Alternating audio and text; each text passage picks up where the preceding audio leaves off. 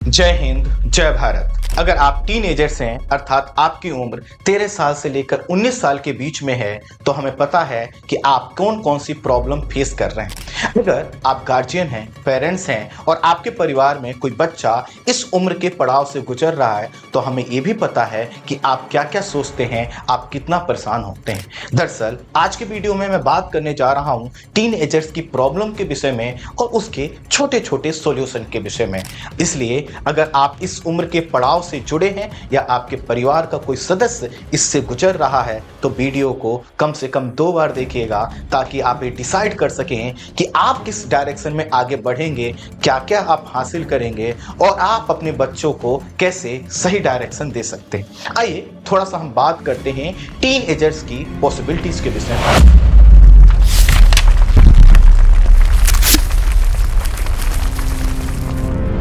America, Europe, Japan, Australia, New Zealand, ये वह देश हैं जिनके टीनेजर्स कमाल कर रहे हैं। कमाल इसलिए क्योंकि ये पढ़ने लिखने में बहुत तेज हैं और इनका विजन क्लियर है कि क्या क्या करना है। इसीलिए आप देखेंगे कि इनके पास कई तरह के इनोवेटिव आइडियाज हैं और इस इनोवेटिव आइडियाज के माध्यम से वह स्टार्टअप के कल्चर को बहुत तेजी से बूस्ट कर रहे हैं। वहीं दूसरी ओर देखें तो हमारे देश में भी इनोवेटिव आइडियाज का प्रचलन थोड़ा सा बढ़ा है, लेकिन हमारे यहाँ का युवा अधिकांशतः सोशल मीडिया पर इंगेज है या फिर वह किसी गलत लत का शिकार हो चुका है। तो हमारे लिए चुनौती यह है कि हम कैसे उसको बाहर निकालें। दरअसल भारत और विकसित देशों के समाज में एक गैप है और उस गैप के बीच में हमारे टीनेजर्स फंस चुके हैं। अर्थात वह फॉलो तो करना चाहते हैं यूएस से यूरोप के टीनेजर्स को, लेकिन उनके पास ना तो उस प्रकार का समाज है और ना ही उतने रिसोर्सेस और ना ही उतना स्पेस। इसी के कारण हमारे यहाँ के जो टीनेजर्स हैं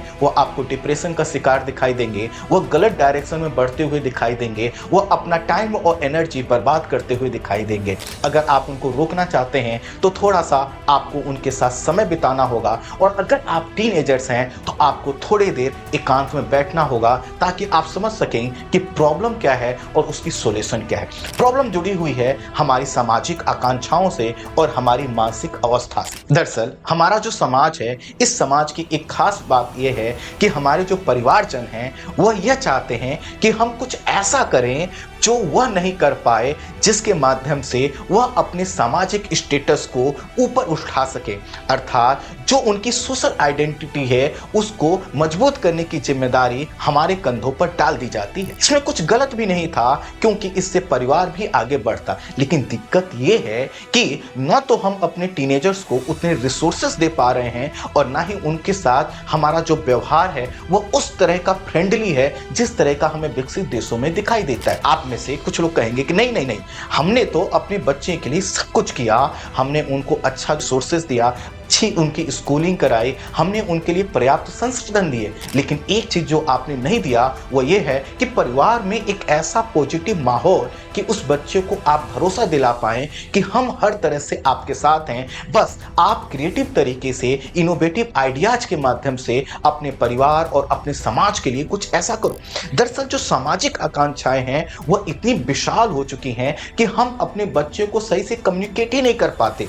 हमें हर एज में, हर उम्र में उनसे अलग अलग अपेक्षाएं हैं। जब वो पढ़ रहा होता है तो हम ये चाहते हैं कि वो हमेशा टॉप करे, जो कि पॉसिबल नहीं हो सकता। टॉपर कोई 1 होंगे, 2 होंगे, 4 होंगे, सभी टॉपर तो हो नहीं सकते। ऐसे में हम उसके ऊपर एक प्रेशर डालने लगते हैं कि तुमको और पढ़ना चाहिए और मेहनत करना चाहिए। चिंटू मिंटू का एग्जाम्पल हम इतना ज्यादा देते हैं कि कई बार वो जो टीनेजर्स होता है वो समझ ही नहीं पाता कि आखिर मेरी पर्सनल आइडेंटिटी है ही क्या। जब वहीं पर वो कुछ जो करना चाहता है हम उसको समझ ही नहीं पाते, क्योंकि हमारे पास रिसोर्सेज बहुत सीमित है और सीमित रिसोर्सेज के माध्यम से हम बहुत सी अपेक्षाओं को पूरा होते हुए देखना चाहते हैं। इसी के कारण हम भी अपनी जगह पर सही होते हैं अपनी अपेक्षाओं के लिए, और वो बच्चा भी अपनी जगह सही होता है, क्योंकि उसको लगता है कि मैं पढ़ाई लिखाई के माध्यम से या किसी खास क्षेत्र में पढ़ाई, जैसे बहुत से बच्चों को कहा जाता है कि तुम्हें सिविल सर्विसेज एग्जाम को क्रैक करना है, तुमको आईआईटी क्रैक करना है, तुमको जो है कि डॉक्टर बनना है, इंजीनियर बनना है, लेकिन हो सकता है वो कुछ और बनना चाहता हो। तो पहली चीज तो ये है कि अगर आप इस एज ग्रुप में हैं तो आप अपने माता पिता से इतना संवाद जरूर कीजिए कि आप करना क्या चाहते हैं, और जो करना चाहते हैं उसके पॉइंट्स आप जो है कि लिख कर रख लीजिए और अपने माता पिता से एक बार नहीं सैकड़ों बार उन पॉइंट्स पर बात कीजिए और आप उनको क्लियर कट एक विजन बताइए कि दरअसल किस तरह से आप इस चीज को अचीव करेंगे। हो सकता है स्टार्टिंग में आपके माता पिता बिल्कुल भी बात नहीं करें। हमारे समाज की जो सबसे बड़ी प्रॉब्लम ये है कि जब भी कोई टीनेजर हमसे बात करने का प्रयास करता है तो हम उसको रोक देते हैं कि तुम्हारे पास तो अनुभव ही नहीं है, और अनुभव नहीं है इसलिए तुम हमारे हिसाब से चलो। तो अगर आप पेरेंट्स हैं तो आपको सुनना चाहिए, और अगर आप टीनेजर्स हैं तो आपको बार बार, भले माता पिता ना सुने, लेकिन आप जो करना चाहते हैं और जो कि क्रिएटिव है, जो कि पॉजिटिव कार्य है, उस पर बार बार अपने माता पिता का ध्यान दिलाना चाहिए। बातचीत नहीं करेंगे तो सभी चीजें बिखर जाएंगी। इसलिए पहली चीज ये है कि सामाजिक आकांक्षाएं आप अपने माता पिता के अंदर से हटा नहीं सकते, लेकिन आप उनसे कह सकते हैं कि मैं आपको जो चाहिए वह दूंगा, लेकिन मैं इस रास्ते पर दूंगा, इस माध्यम से दूंगा, मुझे थोड़ा सा समय दो, स्पेस दो, मेरे लिए कम से कम इतने रिसोर्सेस दो। अगर आपके माता पिता गरीब हैं या फिर उनके पास रिसोर्सेस की कमी है तो मैं आपसे रिक्वेस्ट करूंगा कि उनके ऊपर भी आप अन्यथा दबाव मत डालिए। मैंने बहुत से बच्चों को अपने पेरेंट्स के ऊपर गाड़ी दिलाने के लिए, महंगे फोन दिलाने के लिए दबाव बनाते हुए देखा है, और यह दबाव कई बार इतना जटिल हो जाता है कि माता पिता और टीनेजर्स के बीच में ऐसा गैप आता है कि परिवार टूट जाता है। इसलिए ध्यान दीजिएगा कि आप जो सोचते हैं आपको बताना होगा। अगर आप चाहे पेरेंट्स हों या फिर टीनेजर्स हों, आपको खुलकर बात करना होगा और बार बार बात करना होगा, तभी कोई सॉल्यूशन निकल पाएगा। दूसरी चीज समझिए, हमारा जो समाज है इसमें एकाकीपन अर्थात अकेलापन बढ़ता चला जा रहा है। इसका मतलब ये है कि अगर आप टीनेजर्स हैं तो आपको एक ग्रुप की जरूरत है, दोस्तों की जरूरत है, अच्छी सोसाइटी की जरूरत है। कई बार जब आप इस एज में होंगे तो आपको लगेगा मुझे कोई नहीं समझ रहा है, और आप सबसे अपने आप को अलग कर लेते हैं। यहीं पर आपने मिस्टेक कर दी। अगर आपको कोई नहीं समझ रहा है तो आप चिंता मत कीजिए, लेकिन उनके साथ जुड़े रहिए। अगर आप जुड़े नहीं रहेंगे तो आपके अंदर जब भी निगेटिव थॉट आएगा, वो थॉट इतना हावी आपके ऊपर हो जाएगा कि आप गलत कदम उठा लेंगे। जैसे आप देखते हैं बहुत से टीनेजर्स जो है कि नशा करने लगते हैं, गलत जो है कि संगति में पड़ जाते हैं। इसके पीछे का एक कारण ये है कि दरअसल आप ये नहीं सोच पाए कि आप कहाँ जा रहे हैं और आपको कहाँ होना चाहिए था। आप जो है कि कई तरह के ओवर थिंकिंग का शिकार हो जाते हैं। तो ओवर थिंकिंग से अगर बचना है तो आप अगर टीनेजर हैं तो आप अच्छे ग्रुप का हिस्सा बनिए, परिवारजनों से जुड़े रहिए, अपने मूल्यों को समझा कीजिए, और सबसे बड़ी चीज ये है कि आप कुछ पढ़ा कीजिए। जब आप अकेले रहते हैं ना तो मोबाइल आपके ऊपर हावी हो जाता है। अगर आप जीवन में कुछ भी करना चाहते हैं तो मैं एक ही चीज कहूंगा, मोबाइल को कुछ देर के लिए दूर रखा कीजिए, एकांत में समय बिताइए। आप अपने परिवार को समझिए, उसकी दशाओं को समझिए। आप ये समझिए कि एक किशोर के रूप में आप क्या ऐसा करने वाले हैं जिससे आप अपने परिवार को आगे बढ़ा सके। सबसे पहले आपको पॉजिटिव सोचना है कि मैं परिवार के लिए भी सोचूंगा, अपने लिए भी सोचूंगा। सिर्फ आप अगर अपने लिए सोचते हैं तो कहीं ना कहीं आप परिवार से बिखर जाएंगे, परिवार से दूर चले जाएंगे। परिवार ने आपके ऊपर जो भी संसाधन खर्च किए हैं, आपको जिस तरह से बनाया है, जो भी उन्होंने पेट काट कर आपको दिया है, पाला है, पोसा है, उसके पीछे उनकी यह उम्मीद है कि आप उनके लिए कुछ करेंगे। तो सबसे पहले तो यह है कि जो रिश्ते हैं इनको समझिए। रिश्तों को जब समझेंगे तो अपने आप देखेंगे आपका जो अप्रोच होगा वो चेंज हो जाएगा। अगर आपकी संगति ऐसे लोगों से है जो एक ही रात में पॉपुलर हो जाना चाहते हैं, कुछ ऐसा नाम और रुतबा कमा लेना चाहते हैं कि सभी लोग सेल्फी लें, तो ध्यान दीजिएगा इस तरह की जो चमक धमक है ये स्थायी नहीं होती। इस तरह की चमक धमक से गुजरते हुए जो युवा होते हैं वो जल्दी डिप्रेशन का भी शिकार होते हैं, कई तरह की प्रॉब्लम्स को क्रिएट करते हैं। तो आपको धीरे धीरे आगे बढ़ना होगा, लेकिन जो रास्ता चुने वह इतना सही होना चाहिए, उसका जो लक्ष्य है वो इतना क्लियर होना चाहिए कि उसके माध्यम से आपके माता पिता आप पर प्राउड महसूस करें। प्राउड महसूस जरूर करेंगे, लेकिन बस आप उनको समझा लीजिए कि आप जो कर रहे हैं वो सही कर रहे हैं। और ये कैसे होगा, जब आपका जो बात है या जो कथनी है वो करनी में कन्वर्ट हो जाएगी। इसका मतलब है कि जो भी बोलिए ध्यान से बोलिए और समझिए कि आप आपका जो व्यवहार है वही आपके माता पिता का जो सोच है वो बदलेगा। जैसे आप कहते हैं कि मैं समाज को बहुत कुछ दूंगा, देश को बहुत कुछ दूंगा, मैं घर की प्रॉब्लम्स को दूर करूंगा, मैं इस एग्जाम को क्रैक करूंगा, लेकिन आप दिन रात सोशल मीडिया पर लटके रहते हैं, आप वहीं पर स्क्रॉल करते रहते हैं, अपना टाइम और एनर्जी बर्बाद करते रहते हैं, तो इसका मतलब है कि माता पिता ये समझ लेंगे कि आप दरअसल उनसे झूठ बोलते हैं। आप इस एज ग्रुप में जितने लोगों को देखेंगे ना, उन्होंने एक चीज की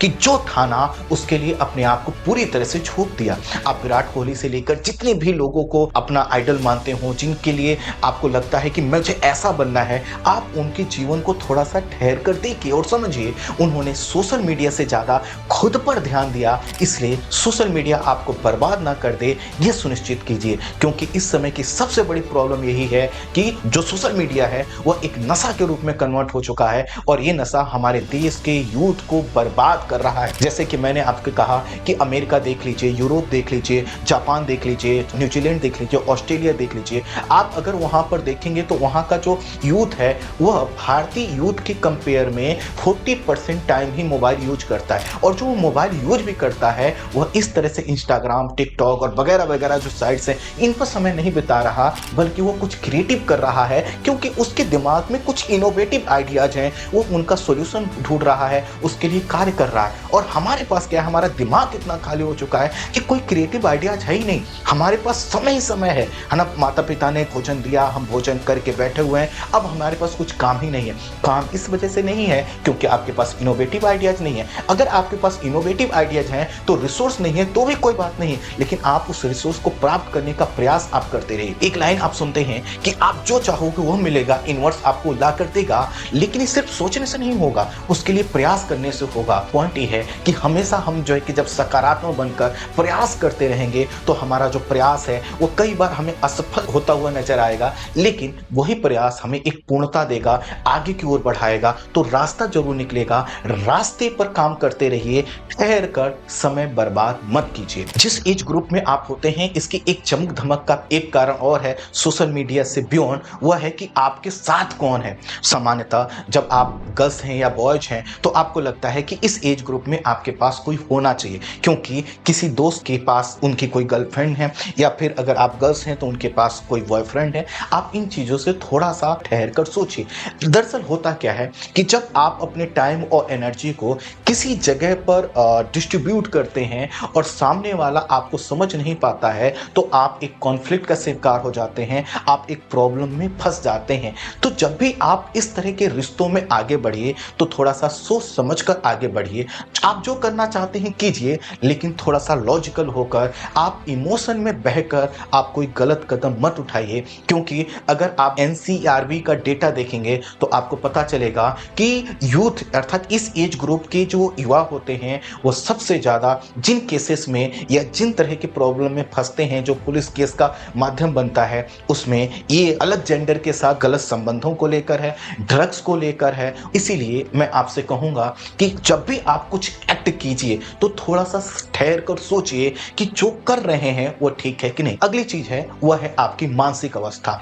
अगर आप टीनेजर्स हैं या फिर आपके परिवार का कोई व्यक्ति इस दौर से गुजर रहा है तो जिस चीज पर सबसे ज्यादा ध्यान देना है वह है आपकी मानसिक अवस्था। मानसिक अवस्था पर अगर आप ध्यान देंगे ना तो दुनिया की हर चीज आपके पास होगी, क्योंकि आप हमेशा पॉजिटिव बने रहेंगे। आज का जो यूथ है वह अपने मेंटल हेल्थ पर बिल्कुल ध्यान नहीं दे रहा है। उसका चाहे एग्रेशन हो या फिर उसकी कोई नीड हो, वह हर चीज को एकदम एक्सट्रीम लेवल पर जाकर देखता है, उसको प्राप्त करने का प्रयास करता है। कई बार वह इस वजह से ऐसी हरकतें करता है जो कि एक नॉर्मल जो है कि टीनेजर्स को नहीं करना चाहिए। इसका मतलब ये है कि जो मानसिक अवस्था है उस पर हमेशा हमें ध्यान देना होगा।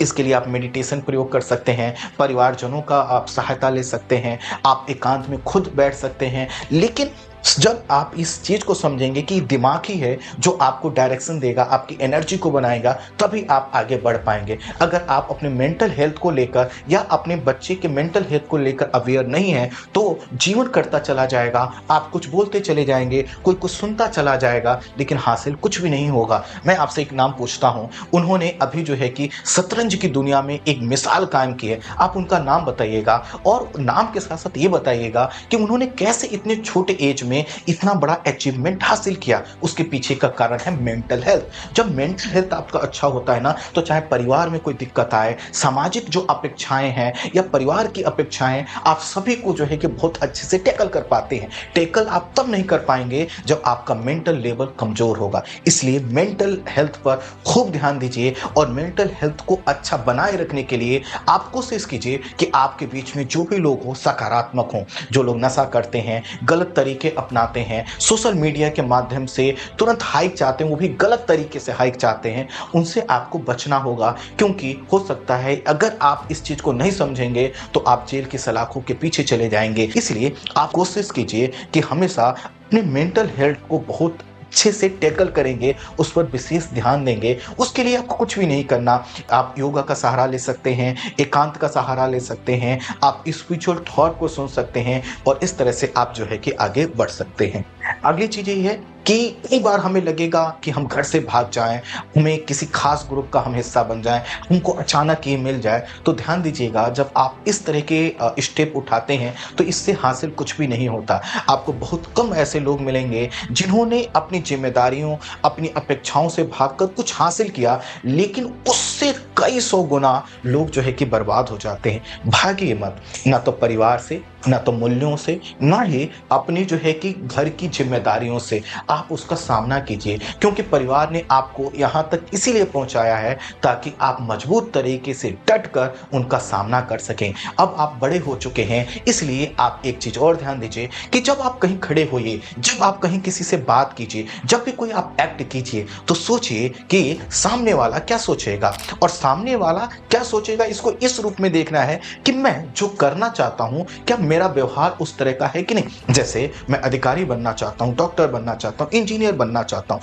लेकिन जो मेरा एक्ट है वो बिल्कुल अलग है। मैं ऐसी हरकतें करता हूं कि मैं मजाक का पात्र बनता हूं, मैं इलॉजिकल बातें करता हूं, मैं ऐसी हरकतें करता हूं जिसको देखकर लोग शर्मिंदा होते हैं। तो इसका मतलब है कहीं ना कहीं हमें ध्यान देने की जरूरत है। और अगर आप अच्छा कर रहे हैं, अच्छा करने का मतलब है कि जो आप करना चाहते थे उस रास्ते पर आप बढ़ रहे हैं, माता पिता आपसे, आपके साथ जो है कि कन्विंस है, फिर आप समाज की मत सोचिए। देखिए समाज जो है कि देता कम है और हमसे ले ज्यादा लेता है। कैसे? जब आप परेशान होंगे, दुखी होंगे, तो कोई भी व्यक्ति आपसे ये पूछने नहीं आएगा कि मैं आपकी क्या मदद कर सकता हूं। हाँ, हंसी उड़ाने जरूर आएंगे। इसलिए आप समाज का जो प्रभाव है अपने ऊपर इतना ही हावी होने दीजिए जितने हावी होने से आप सही डायरेक्शन में आगे बढ़ सके। और इसमें काम आएगा पहला वाला चीज जो इस पर हमने बात की, वो है आपका मेंटल है। अगर आप जो है कि पेरेंट्स हैं तो आपको ये ध्यान देने की जरूरत है कि कहीं आप अपने बच्चे पर कुछ ऐसी अपेक्षाएं ना लाद दें जो कि व्यवहारिक ही नहीं है। फॉर एग्जाम्पल, हमारे परिवार में बहुत गरीबी है, बहुत सी प्रॉब्लम्स है, लेकिन फिर हम चाहते हैं कि हमारा बच्चा दुनिया का सर्वश्रेष्ठ बच्चा बने। तो हमें समझना होगा कि सर्वश्रेष्ठ बनाने के लिए पहले उसको आगे बढ़ाना होगा। हमें उसको कहना होगा हम तुम्हारे साथ हैं, तुम धीरे धीरे आगे बढ़ो। जब वो आगे बढ़ने लगेगा तो अपने आप धीरे धीरे चलकर वो सर्वश्रेष्ठता को हासिल कर लेगा। आज से ही उसको सर्वश्रेष्ठ बनाने का प्रयास मत कीजिए। पॉइंट ये है कि टीनेजर्स की भी अपनी जरूरतें हैं और परिवारजनों की भी अपनी अपेक्षाएं। इन दोनों में संतुलन स्थापित करने के लिए हमें बेहतर बातचीत करना होगा, बेहतर तरीके से एक दूसरे को समझना होगा और हमें हमेशा क्रिएटिव आइडियाज या कंस्ट्रक्टिव आइडियाज की ओर बढ़ने होंगे। हमें हमेशा सकारात्मक बने रहना होगा और सकारात्मक बनकर जिस लक्ष्य की ओर बढ़ना चाहते हैं सतत रूप से आगे बढ़ते रहना होगा। जब हम सतत रूप से आगे बढ़ेंगे तो देखिएगा हम जरूर वो हासिल कर लेंगे जो हम हासिल करना चाहते थे। आई होप आप इस चीज को समझ पाए होंगे। अगर आपको लगता है कि टीनेजर्स के लिए ये जो वीडियोज है इंपॉर्टेंट हो सकता है तो आप शेयर कर सकते हैं। जय हिंद, जय भारत।